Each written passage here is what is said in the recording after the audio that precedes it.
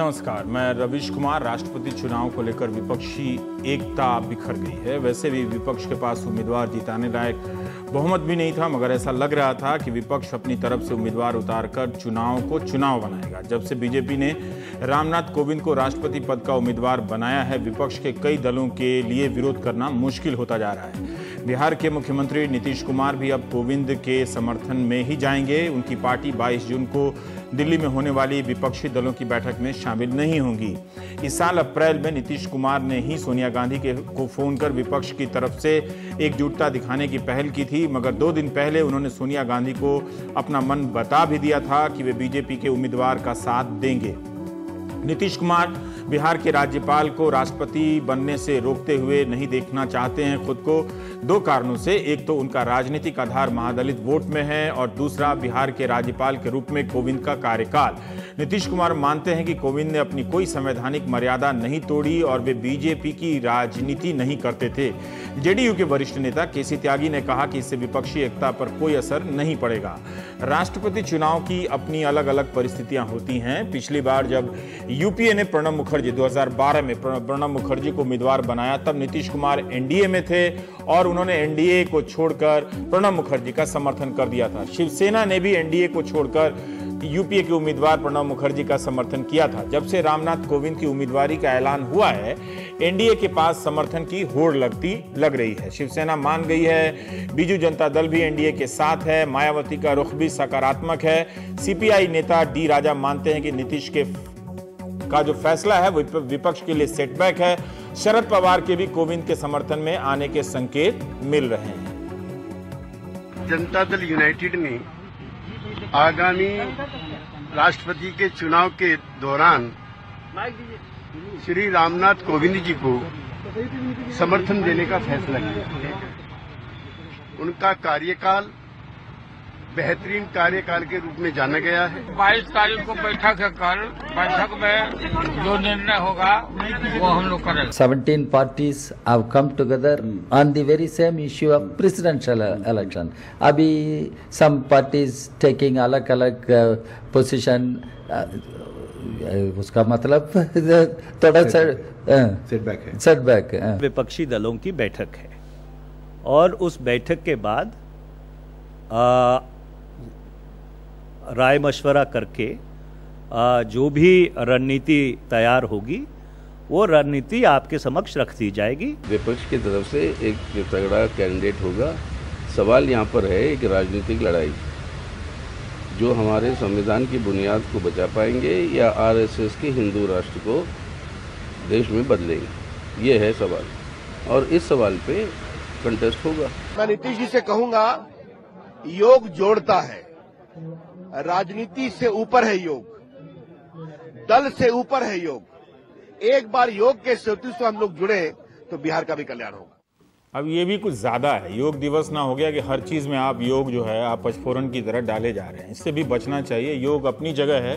योग के बाद भी कोई राजनीति कर सकता है और राजनीति के बाद भी कोई योग कर सकता है। अब कांग्रेस पर चुनौती है कि क्या वो अब भी उम्मीदवार उतारेगी। जब के.आर. नारायणन की उम्मीदवारी का ऐलान हुआ था तब बीजेपी ने समर्थन कर दिया था। उधर राज्यपाल पद से इस्तीफा देने के बाद एनडीए उम्मीदवार रामनाथ कोविंद ने आज दिल्ली में योग दिवस के मौके पर कनॉट प्लेस में शहरी विकास मंत्री वेंकैया नायडू, लेफ्टिनेंट गवर्नर अनिल बैजल, मुख्यमंत्री केजरीवाल और केंद्रीय मंत्री विजय गोयल, सांसद मीनाक्षी लेखी के साथ योग किया। इसके बाद उन्होंने वरिष्ठ नेता बीजेपी के मुरली मनोहर जोशी से मुलाकात की, लाल कृष्ण आडवाणी से भी मुलाकात की। लाल कृष्ण आडवाणी की कोई सार्वजनिक प्रतिक्रिया अभी तक नहीं आई है, वो बोल ही नहीं रहे हैं, ना ही लगता है उनसे कोई पूछ रहा है। सोमवार को कोविंद के नाम की घोषणा हुई थी और वे उसी शाम दिल्ली आ गए। प्रधानमंत्री और बीजेपी अध्यक्ष से उन्होंने मुलाकात की। 3 दिन बाद बुधवार को मार्गदर्शक मंडल के सदस्य मुरली मनोहर जोशी और लाल कृष्ण आडवाणी से मुलाकात हुई है। राष्ट्रपति चुनाव की राजनीति ड्राइंग रूम की राजनीति होती है।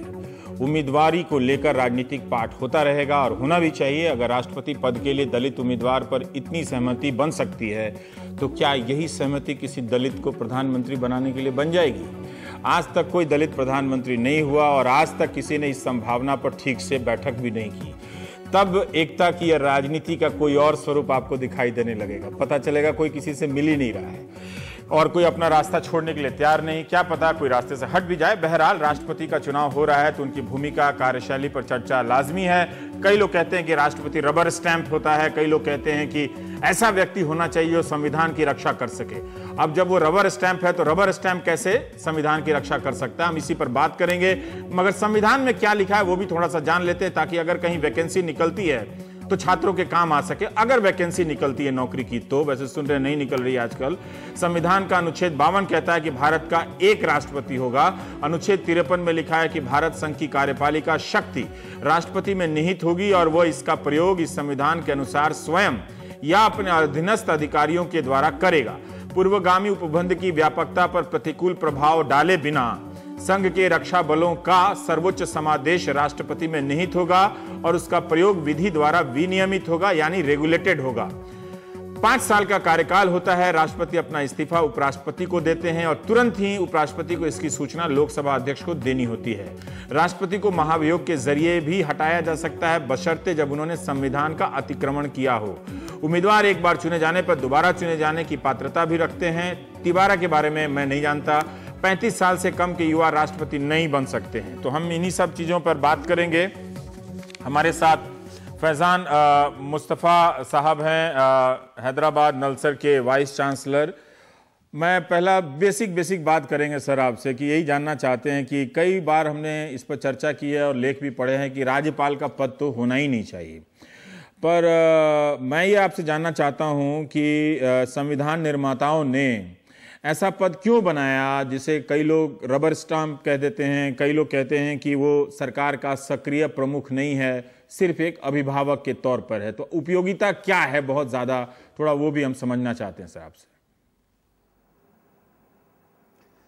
हाँ रवीश, जब संविधान सभा में संविधान बनाया जा रहा था तो उस समय ये भी हो सकता था कि हम अमेरिका के राष्ट्रपति की तरह एक बहुत ही इफेक्टिव और पावरफुल राष्ट्रपति का पद क्रिएट करते, लेकिन हमने 200 साल से जो हमारा ब्रिटिश संसदात्मक शासन प्रणाली के साथ एक रिश्ता रहा था, उस रिश्ते को निभाते हुए संसदात्मक शासन प्रणाली अपनाई।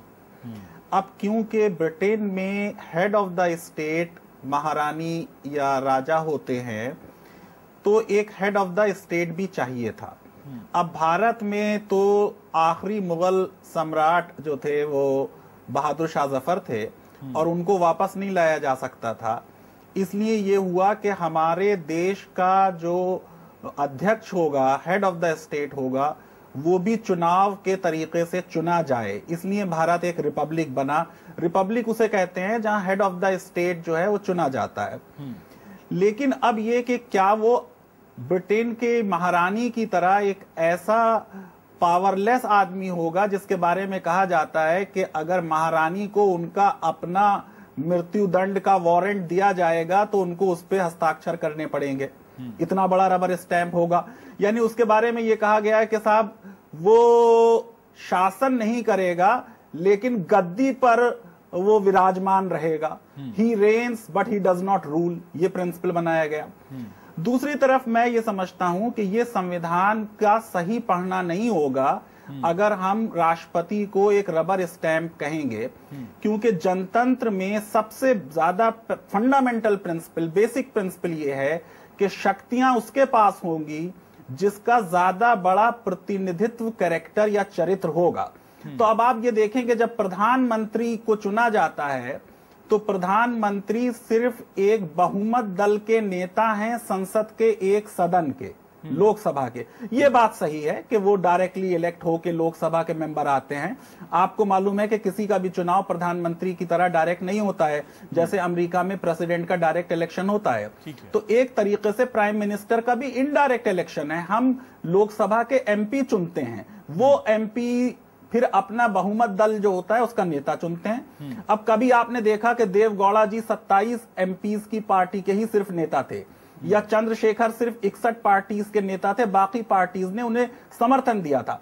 अब अगर आप राष्ट्रपति के चुनाव को देखें तो राष्ट्रपति के चुनाव जो है वो लोकसभा भी उसमें शामिल है, राज्यसभा भी शामिल है और पूरे देश की विधानसभाएं भी उसमें शामिल हैं। तो प्रतिनिधित्व कैरेक्टर जो है, रिप्रेजेंटेटिव कैरेक्टर, जो बुनियाद है शक्तियां देने की या ना देने की, उस हिसाब से मैं समझता हूं कि भारत का राष्ट्रपति का प्रतिनिधित्व कैरेक्टर, रिप्रेजेंटेटिव कैरेक्टर प्रधानमंत्री से भी ज्यादा है। इसलिए उसको ये कह देना कि वो एक रबर स्टैंप है, वो बात सही नहीं है। अब ये है इसमें कि हम भारत के संविधान को अगर देखें, आपने अनुच्छेद 53 पढ़ा, उसमें यह लिखा है कि प्रेसिडेंट में कार्यपालिका की शक्तियां विहीन होंगी, जो या तो स्वयं उनका उपयोग करेगा या जो उसके सबऑर्डिनेट हैं उनके तहत करेगा। तो ये वर्ड आज भी मौजूद है, स्वयं, और इसीलिए कुछ संविधानविद ये मानते हैं कि उसको रबर स्टैंप कहना सही नहीं है। दूसरी चीज रवीश, आपने ये भी बात सही कही कि देखिए राष्ट्रपति एक शपथ ले रहा है, राष्ट्रपति की शपथ संविधान के मेन पन्नों में आ रही है, वो शेड्यूल 3 में नहीं आ रही। और उस शपथ के क्या वर्ड्स हैं कि I shall preserve, protect and defend the constitution and submit myself to the service and well being of people of India. तो वो व्यक्ति जो इस इंटेंशन से एक शपथ ले रहा है कि ये तो एक सिर्फ नाम की शपथ है, यानी पहले दिन से वो शपथ में यकीन नहीं है उसका कि मैं देश के संविधान को सुरक्षित नहीं कर सकता, प्रिजर्व नहीं कर सकता, इसकी रक्षा नहीं कर सकता, ये तो एक सिर्फ एक औपचारिकता है जिसे निभा रहा हूं। तो मेरे हिसाब से वो अपनी शपथ के पहले ही दिन वायलेशन कर रहा है। दूसरे वो कहता है I will submit myself to the service and well being of people of India, कि देश की जनता का मैं उद्धार करूंगा। अगर उसको कोई शक्तियां नहीं है तो वो कैसे ये कर सकता है।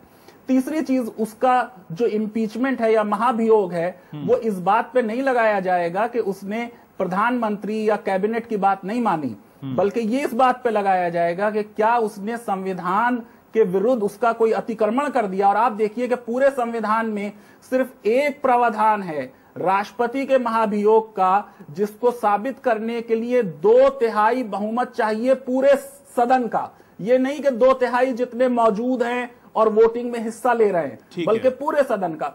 तो मैं ये समझता हूं कि गो के सुप्रीम कोर्ट ने ये बात कही है कि भारत का राष्ट्रपति जो है वो ब्रिटेन की रानी की तरह या राजा की तरह है, लेकिन ये कंपैरिजन गलत है।